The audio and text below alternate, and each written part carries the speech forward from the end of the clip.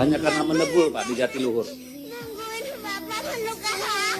Selanjutnya sebelum ke Pak Mendagri, nanti Pak Mendagri saya beri kesempatan terakhir Pak ya. Bapak kita dengarkan dulu semua, karena reformulasi yang dibutuhkan mewakili pemerintah itu dari Bapak.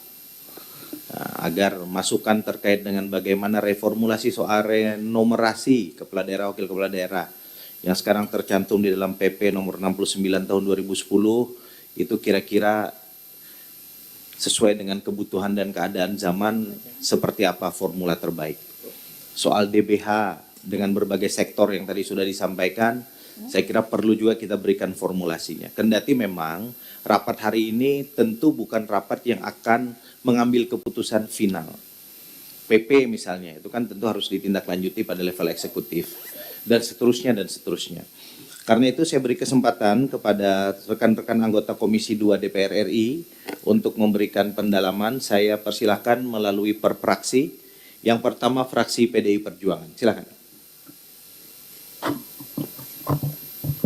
Terima kasih pimpinan. Yang saya hormati Wakil Ketua DPR RI, kebetulan hadir di sini, Profesor Dasko, Pak Menteri, seluruh jajaran kepala daerah dan sebagainya. Saya melihat di agenda kita itu ada 3 isu yang kita bicarakan. Yang pertama remunerasi, yang kedua soal DBH, yang ketiga soal PAD. Dan itu semua menyangkut kepala daerah, menyangkut kita. Ya. Sebelum sampai ke urusan para pejabat ini kita bicara dulu soal rakyat Pak. Karena gedung ini Dewan Perwakilan Rakyat. Saya takut kita bicara remunerasi di sini, sementara rakyat di luar berteriak tentang hal yang lain. Saya mohon ditampilkan dulu sebentar. Ini mungkin kita anggap tidak ada sambungannya. Tapi kalau kita ikuti logikanya nanti kita akan masuk ke sana. Silakan.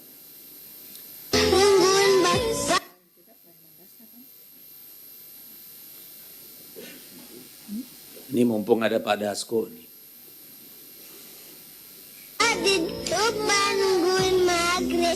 Ini satpam dibunuh oleh para geng motor hanya karena menebul Pak di Jatiluhur. Keluarga kehilangan kepala keluarga, anaknya jadi yatim. Nggak tahu apa yang dilakukan pemerintah daerah untuk mereka. Lanjut, yang lain.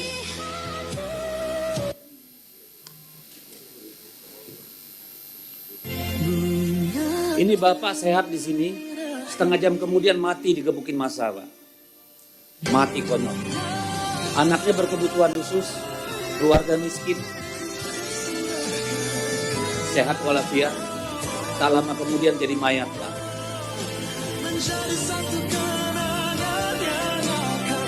Jadi apa keluarganya?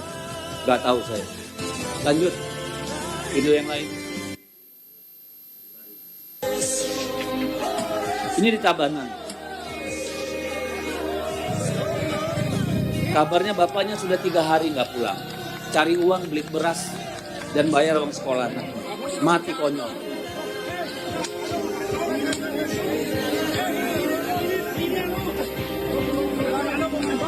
Seperti ayam potong Pak, diperlakukan massa. Bapak-bapak pejabat.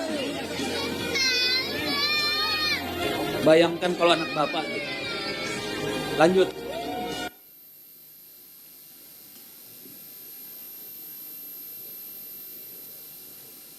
Oke, saya cukup. Saya mohon maaf. Sebelum kita masuk ke sana, bapak-bapak, ibu-ibu. Negara ini didirikan dengan ada tujuannya, Pak. Salah satu yang paling penting itu adalah melindungi segenap bangsa dan tumpah darah Indonesia. Di mana pemerintah daerah dalam urusan ini? Apakah kita mau menyalahkan polisi, TNI? Keselamatan rakyat itu tanggung jawab kolektif kita, Pak, terutama kepala daerah. Di sini negara gagal nih, Pak. Pemerintah daerah gagal.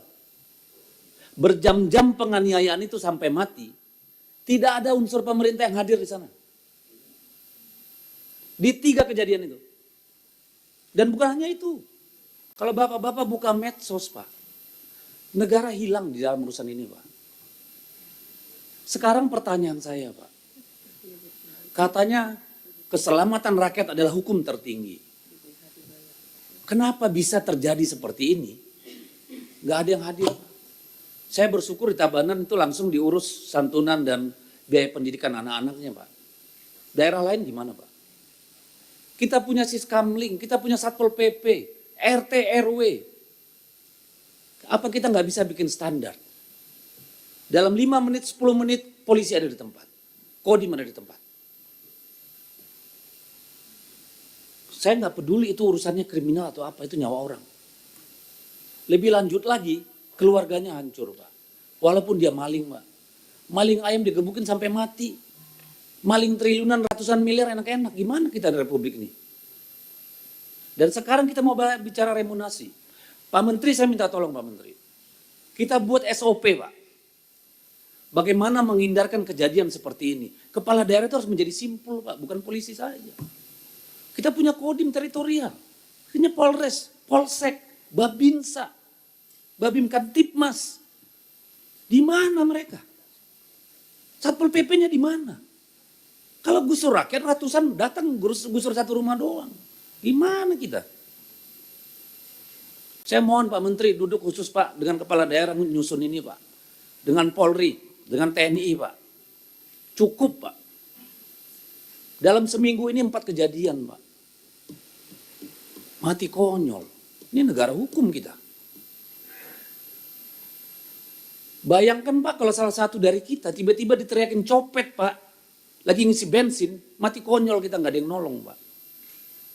Itu bisa terjadi pada kita semua. Jangan karena rakyat kecil kita nggak peduli. Mana suara apeksi, urusan beginian? Mana?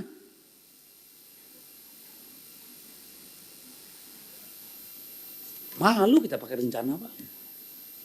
Mohon maaf pimpinan. Tapi itulah negara ini Pak ada Pak. Dan saya rasa tanggung jawab pemerintah daerah Pak. Anak-anak korban baik pelaku maupun korban Pak. Anak-anak itu gak ada hubungannya sama bapaknya. Urusan yang dia dituduhkan. Tolonglah. Stop. Saya tolong sekali lagi Pak Mendagri. Ketemu Pak dengan Kapolri Pak. Dengan kepala-kepala daerah ini. Dengan TNI segala macam. Kenapa kalau demo gusur kita bisa datangkan aparat keamanan ribuan? Keselamatan rakyat nggak ada satupun yang kelihatan. Tolong Pak, sedih Pak. Kalau menyangkut DBH tadi, memang betul tadi yang sampaikan Ketua. Ini tempatnya aspirasi, tapi putusannya ada di Komisi 11. Betul ya Pak? Kita udah terima. Tapi yang paling penting soal remunerasi nih Pak. Tadi Pak, nih senior saya nih Pak Bursa ini. Ini sangat bias daerah kaya sumber daya alam. Bicaranya CSR dan lain